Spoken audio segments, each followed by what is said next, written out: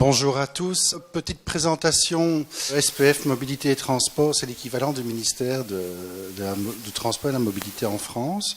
Nous occupons 1300 collaborateurs et on s'occupe des avions, des bateaux, des trains et de la mobilité douce à travers l'Europe et à travers le monde. Nous envoyons plus ou moins 400 à 500 collaborateurs par an à l'autre bout du monde pour exercer leur mission. Et nous avons commencé un voyage à partir de juillet 2013, une grande aventure au sein de cette administration. En 2012, il y a eu une enquête de satisfaction qui a été réalisée, et cette enquête de satisfaction était une véritable catastrophe pour notre administration. Pourquoi ?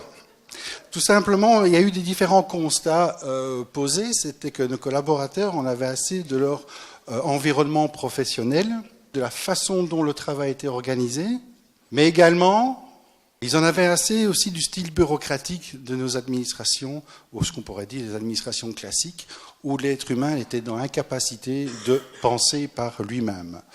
De même, certains membres du comité de direction avaient horreur d'une définition de la bureaucratie qui était le meilleur moyen de contrôler ses collaborateurs.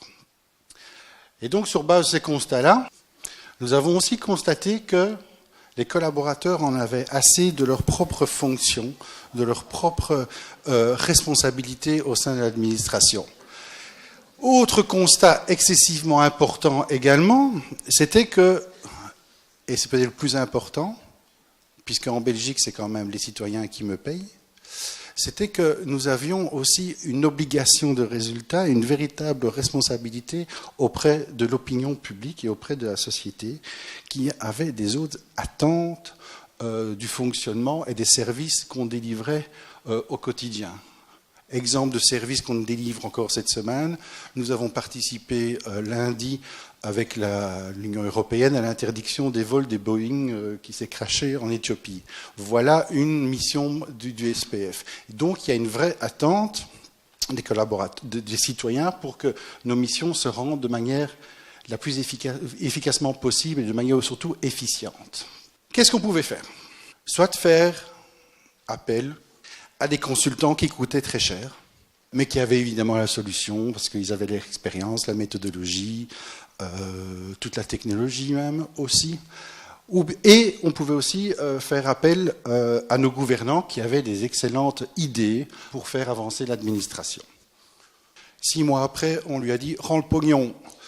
Ou bien, on faisait un truc extraordinaire qui était totalement gratuit,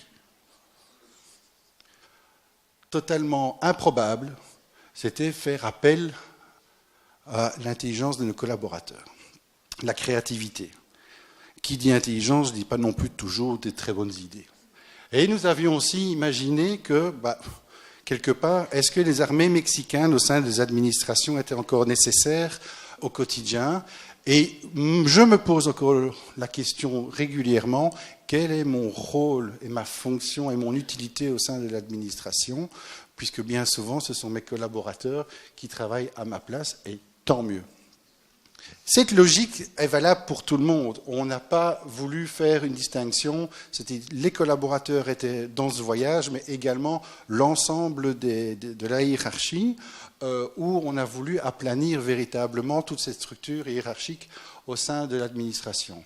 On y arrive actuellement dans certains départements, pas encore dans tous. J'attends avec impatience la pension de certains. Mais on y arrive. Comme on est arrivé aussi très rapidement, mais c'est que moi je suis arrivé en décembre 2013 et le 1er janvier 2014, nous avons pris de manière totalement inconsciente, naïve, une décision très symbolique qui était de supprimer le pointage au sein de notre administration. On nous a pris pour des fous.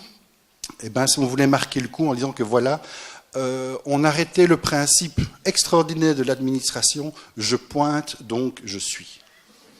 Nous avons encouragé, nous encourageons toujours aussi tout ce qui est la collaboration, l'échange d'informations de manière la plus grande possible, la plus globale possible, avec certains couacs. Mes collaborateurs voient de temps en temps que je lunch au-delà de 14 heures. Mais ce n'est pas grave, il y a de la transparence. Nous faisons aussi des expérimentations depuis plusieurs années sur tout ce qui est la co-création, l'autogestion, la prise de décision collective, la fixation d'objectifs en commun, le feedback 360 degrés, les évaluations collectives. Si vous voulez un jour vous lancer dans cette dynamique, un premier conseil, arrêtez de penser. Arrêtez de tout considérer comme des projets. L'une des valeurs clés du changement des entreprises libérées, enfin vous utilisez le terme que vous voulez, c'est la meilleure des choses, mais qui est très compliquée aussi. C'est mettre fin à la culture de l'excellence.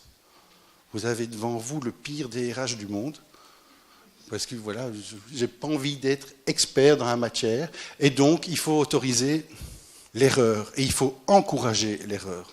C'est l'erreur qui va nous faire avancer. C'est une valeur clé. Aujourd'hui, dans nos sociétés, dire que tu te trompes, merci de t'être trompé, est totalement inaudible. Pourtant, c'est ça qui fait fonctionner les choses. C'est ça qui permet d'avancer. Et donc, depuis maintenant quelques années même, il y a cette expérimentation que l'on met sur l'intelligence collective au sein de l'administration, où, en fin de compte, on applique un principe complètement absurde, c'est-à-dire que aujourd'hui, les collaborateurs, quand ils rentrent dans notre administration, je ne les prive pas de leur intelligence, je ne les prive pas de la capacité de prendre des décisions, je ne les prive pas de la capacité de prendre des initiatives. C'est dingue, hein. Et j'ai fait ça gratuitement sans consultant. En fin de compte, on a beaucoup discuté en interne, on s'est dit, mais pourquoi je devrais me priver de ce genre de force, de cette ressource infinie, où vous êtes tous dotés d'intelligence, vous êtes tous dotés de capacité à prendre des décisions. Pourquoi je devrais, moi, me priver de cette force? Pourquoi, moi, je devrais dire aux autres comment agir, comment penser et comment prendre des décisions? C'est loin d'être facile, je vous le concède. Et donc, aujourd'hui, je ne suis pas un chef. Aujourd'hui, je ne sais pas ce que je suis, mais on pense davantage en nous. Et on vise véritablement à créer une communauté. La communauté, c'est pas... Ou bien l'intelligence collective, c'est pas non plus faire ce que je veux quand je veux avec n'importe qui. C'est véritablement une communauté d'intelligence, une communauté de talents, une communauté d'individus qui sont reliés par la responsabilisation, l'autonomie, par l'interdépendance et pas par l'indépendance. Ça, c'est excessivement important. Alors, comment ça se traduit au quotidien chez nous? Je vous présente mes responsables informatiques qui présentent l'avancée du projet SharePoint. Je vous présente une partie de mon équipe qui sont en train de me proposer des améliorations du fonctionnement de mon département. Je leur ai rien demandé et ils m'ont imposé ça. Je vous présente aussi, mais voilà comment on pourrait faire. Et moi, je n'ai qu'à subir, et j'adore subir dans ces cas-là. Et je vous présente la dernière réunion qui a eu lieu mardi, qui est ce qu'on appelle le stand-up meeting. En fin de compte, c'est mes collaborateurs qui ont décidé de mettre des réunions d'information entre eux sur l'état d'avancement de leur dossier et de leur projet. C'est leur propre initiative et ils se réunissent toutes les semaines. De cette manière, ça dure entre un quart d'heure et 45 minutes. L'objectif ici était vraiment de fusionner et de se mettre en intégration véritablement par rapport à leur mission, leur projet. Ce n'est pas toujours facile, mais ça se fait toutes les semaines. Alors, ça aboutit à quoi? Je vous présente l'administration. Ouverture, transparence, collaboration. C'est quand je suis arrivé en décembre 2013. Et en moins de 2 ans, voilà ce qu'on est arrivé.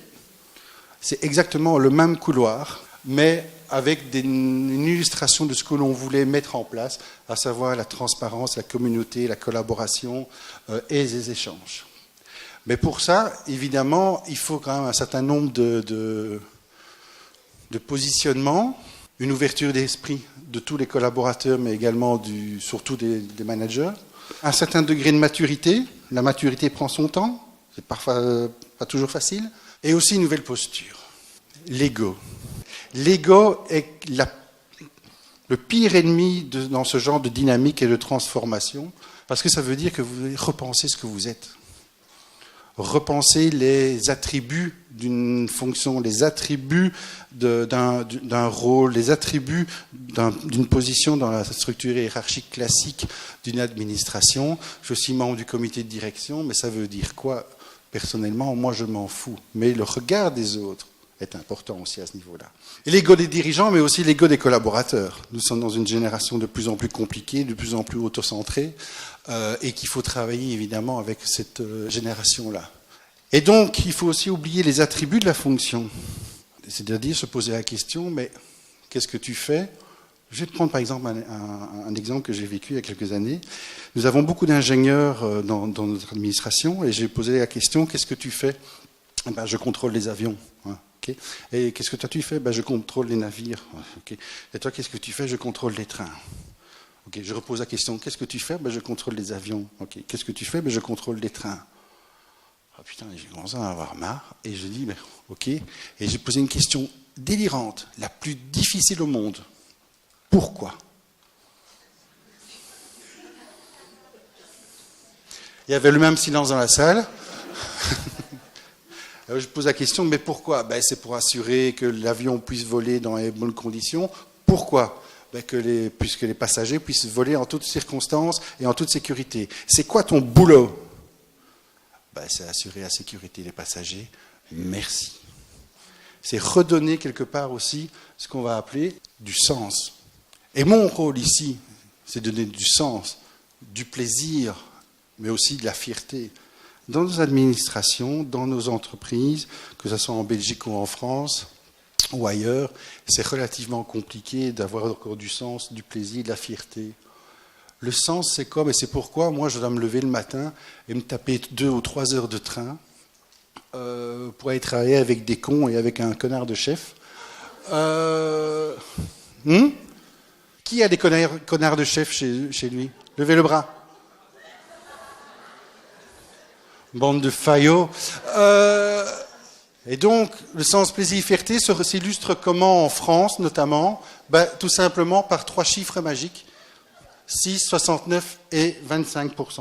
Vous connaissez ces chiffres, hein? C'est 6% des employés en France qui sont engagés. 69 qui sont désengagés et 25% qui sont totalement désengagés. Soit ce sont les vrais chieurs qui foutent le bordel. Et donc, quelque part, ce sens, ce plaisir, fierté, c'est notre responsabilité. C'est notre unique responsabilité en tant que dirigeant de redonner ce sens, ce plaisir, cette fierté. Et donc, ce constat nous pousse à réfléchir tous ensemble, et là vient de nouveau la notion d'intelligence collective, à penser, mais en fin de compte, ces chiffres effrayants qu'on retrouve aussi en Belgique, hein, je vous rassure, nous pose la question de mais qu'est-ce qu'on doit faire avec ces constats, qu'est-ce qu'on doit faire avec ces collaborateurs, ou si on ne change pas la manière de penser les choses, on va droit dans le mur. Quelque part, j'encourage tout le monde à réfléchir et à partir, faire un long voyage, sans nécessairement une destination bien précise et bien claire, mais en tout cas réfléchir à vers quoi moi je dois tendre pour que dans mon administration, dans mon entreprise, dans mon association, on puisse augmenter ces chiffres qui sont un peu délirants sur l'engagement des collaborateurs au sein de nos entreprises. Mais quelque part, ce qu'on voit aussi ici, c'est en fin de compte un symptôme. J'ai posé des questions en 2016 à l'ensemble du personnel de l'administration chez nous sur le sens, le plaisir et la fierté. Et qu'est-ce qui s'est passé? On a eu des résultats extraordinaires par rapport à 2012. Au travail, j'ai suffisamment d'énergie. J'aime mon travail, 80%. J'aime prendre des initiatives. Mon chef m'aide si j'ai des difficultés, 90%.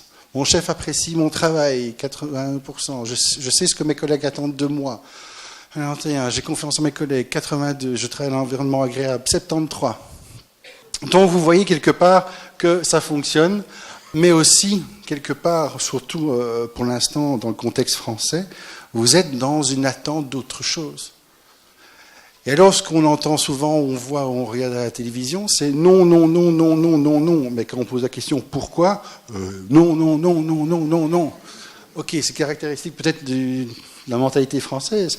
Et donc c'est peut-être aller plus loin aussi, c'est que quelque part, c'est éviter ce genre d'aberration où quand on regarde le fil de Twitter dans mon canapé allongé, je constate qu'on enlève les pavés et qu'en même temps, la maire de Paris inaugure une nouvelle ligne de tramway, une déconnexion totale de la réalité.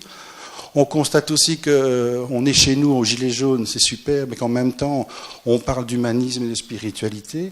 Et donc, là-dessus, je me dis aussi qu'il y a une vraie fracture qui est en train de s'aggraver. La France aussi doit réfléchir à être moins compliquée. C'était dans le Thalys de Bruxelles-Paris. Donc, quand on est blessé, on a une urgence, c'est 112, et en France, c'est 3117. Donc, il faut réfléchir où on est pour appeler les urgences en fonction du Bruxelles-Amsterdam. Donc, soyez simple, s'il vous plaît. Vous avez pourtant des idées. C'était aussi hier à Bordeaux, quand je me baladais. J'ai trouvé ça extraordinaire pour avoir du pognon. Jean-Louis, si tu veux avoir du pognon, tu fais une application. Et donc, on est véritablement dans un environnement complexe où on affronte une véritable 4e révolution et que beaucoup plus silencieuse, mais beaucoup plus réelle, avec beaucoup plus d'impact dans nos sociétés et nos vies au quotidien. Et pour terminer, je voudrais dire aussi qu'il faut un changement de culture. On s'en fout de l'entreprise libérée, on s'en fout de tout ce qu'on réalise dans les administrations. C'est surtout réfléchir à un changement culturel, à un changement de repenser nos sociétés. Ou sinon, on va droit dans le mur. Et donc, c'est excessivement important. Et si je dois faire passer un dernier message, cette culture n'est pas à vendre. Et arrêtons de penser qu'il y ait des consultants qui peuvent développer des Chief Happiness Officers, ou qu'on peut délivrer des diplômes et de clés et astuces pour être un Chief Happiness Officer, ou que les grosses sociétés qui recherchent des Happiness Officers cette fois-ci, et que l'apicratie, c'est juste l'enfer. Je ne suis pas Dieu, je ne vais pas créer le bonheur à la place des autres, je ne vais pas vous rendre plus joyeux. Par contre, ma responsabilité, c'est de tenter de redonner du sens, du plaisir et de la fierté à votre boulot, et quand vous vous levez, parce que jusqu'à présent, sauf d'ici peut-être quelques années, on a toujours besoin de travailler pour vivre. En d'autres termes, un autre monde est possible. Soyez réalistes, demandez l'impossible. C'était une revendication de mai 68. Et donc, mai 68, ne jamais oublier, a été beaucoup plus structuré aussi. Et donc, simplement, soyez réalistes, demandez l'impossible. Et je vous souhaite évidemment beaucoup de courage pour cela. Merci.